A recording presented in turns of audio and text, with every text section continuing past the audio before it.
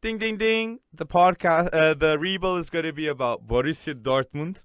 Hmm. That we are seeing so many news that Erling Haaland is going to Chelsea, which we mentioned that not just last week, but like 3 weeks ago. We did give Yeah. a glimpse about that. And I feel like Haaland is leaving. Okay. Mm. Mm. And if I were Dortmund, I'd say, look, you're giving us 130 million. Why not give us 80 and snatch in a Kalamatsu there too? Ooh. Uh, Sancho left. There is a vacancy there. I don't know if Nani is going there, but Daniel Malin though. Yes. Goodbye.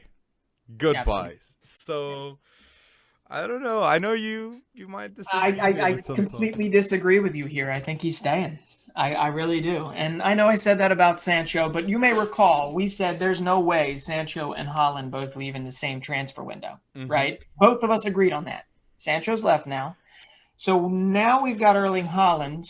We've got Daniel Malen pretty much signed, sealed, delivered. I believe it's for like 30 million, which is a phenomenal deal. I 100%. think they even might continue to look, and this is on no basis whatsoever, on whether or not to bring in a winger like a Noni Madueke or another. And I know you have one on the sideline, but here's why: Malen and Holland, Marco Rose, Gladbach, Red Bull Salzburg. Okay, previously. Mm. Red Bull Salzburg, he actually did coach Holland for a little while. Mm-hmm. Okay. Malen and Holland can both play. Well, Holland, I'm sorry. This is going to get really tiresome throughout the year. Malen and Holland. That's wow. Anyway, Malen can play on the wing. He can also play up top. Marco Rose does like to play with two strikers sometimes. And just think about this. You've got Holland, who is fast enough to actually break behind, as we saw him do many times before, but strong enough to win the ball wherever the hell he is on the field and to have an impact. And then you've got Malen, who is speed, technical, very technical, and has the ability to dribble through tight spaces, something that Holland doesn't really do much. Mm. You've got yourself a really nice kind of two-headed dragon or whatever the hell you want to call it, setting themselves up at Dortmund. Do I think it's good enough to dethrone a Bayern Munich? Probably not. But that's my reason for why Holland probably stays at least one more year. Well, I'd like to give clarity too on the reason why I'd like to. I think Haaland's going to leave Dortmund, and Okay. that is the commissions. Right. Because next season, agents will earn up to 10% of maximum for every transfer fee. But this season, no. And we know that Raiola and Haaland's dad, Alfie Haaland, get a good commission of the deals. Sure. So I think it may happen this season, Breton. Oof. And Chelsea, it fits. Because imagine if Kai Havertz and Haaland Mhm. works out. And I want to make the rebuild here interesting too. Imagine if Dortmund gets a cash injection of 130 million on points and Mhm. 20 million in bonuses. That's 150 million for Dortmund. That It's is a that is the lot. money to change everything, okay? And I know it's always like they sell their players and they won't get closer to Bayern, but Yeah. that's 200 million right there. They got 100 from Dembele. That was a big year too for them. But Mhm. now if they believe in Marco Rose, I feel like they can have a really good transfer window. I saw that Demiral. I think they do need to get a center back.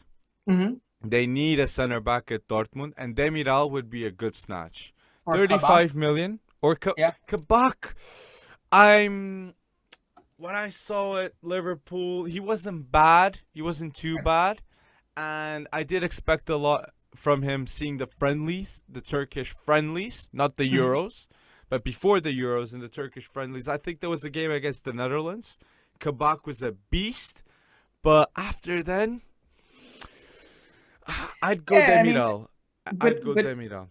fair enough. Fair enough. I feel like this is why Marco Rose is actually kind of the focal point of all this, right? Because he's the Mm. one that can tie this all together. Because the fact that you even bring up Demerol, right, as part of the rebuild, uh, you're spot on. I mean, they have frailties at Mm-hmm. defense, and not not from potential standpoint. Like Akanji, I know he's like 25 now. He's still developing. Yeah. Zagadou like just can't stay healthy, unfortunately, as much as we would like to see it. Almost. You've got like defense Schmelzer. I know he's older, but there's a lot of issues that they have to worry about when it comes from an injury standpoint, and they just all happen to be defensive. But I do believe that they need to bring in a center back. I mean, that is going to be what undoes them. Undoes them. That's a word. Undoes them year and year again if they can't find that. And I'll tell you what, the other thing that's happening right now is this is a lot of pressure to put on Marco Reus, who I don't know. I mean, do you think he's up for it? Right, a Gio Reyna, who I would love to see played more centrally than on the wing, but I don't think that's going to happen much this year. Well, I'd like to say like it's a testament too of the work that Dortmund has done. Sancho was there 4 years, Yeah, and the player that initially arrived at Dortmund is completely different from the player that left. So Borussia Dortmund deserves a lot of respect for that, and I feel like they appointed Marco Reus too with the expectations of developing youngsters and a rebuild, a bit of a rebuild too. sure. Because they know it's inevitable for Haaland to leave. They knew that Sancho was going to leave too. hmm And I'd like to suggest one last thing, and people are going to say, oh, you always suggest this striker for any team for rebuilds.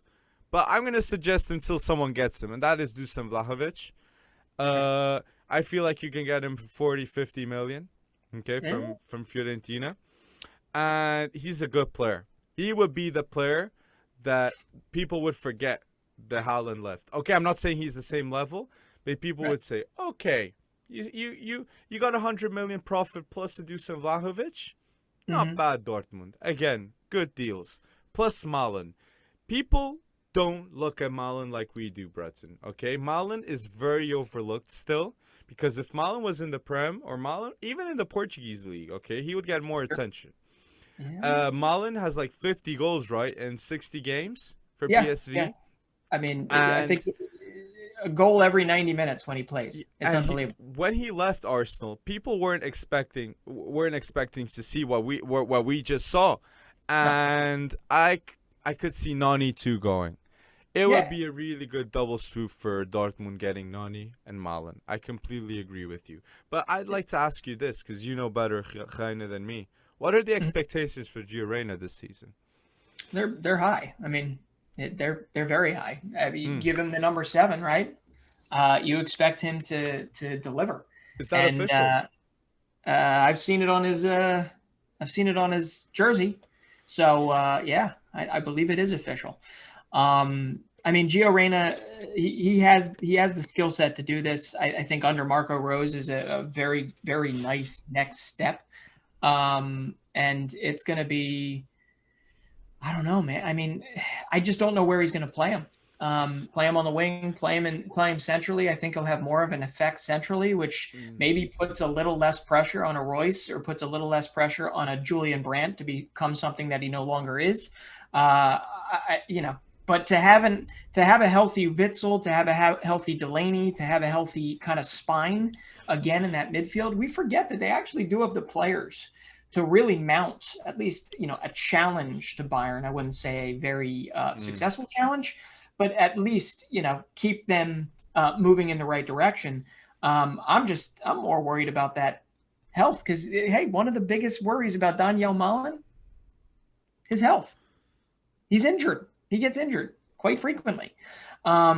So from a Gio Reyna perspective, though, I think this kid's hungrier than hell, and I think he's proven to us time and time again that he's up for the big occasions. Well, And I think you're going to see the Sancho Holland duo somewhat it will be missed for sure. fortunately replaced by a Reyna Malin Holland trio, which is going to be pretty fun to watch. Mm. But you think Holland's leaving, so you and I are already kind of We off. disagree here. You think Haaland Disagree. is leaving? I feel like he'll leave. But I agree with you. I think Gio Reyna should play centrally. He's a big boy for his age, and I feel like the creativity spark comes from the middle, and having the options to pass and the Mhm. unpredictability, I feel like he's got that more in the middle.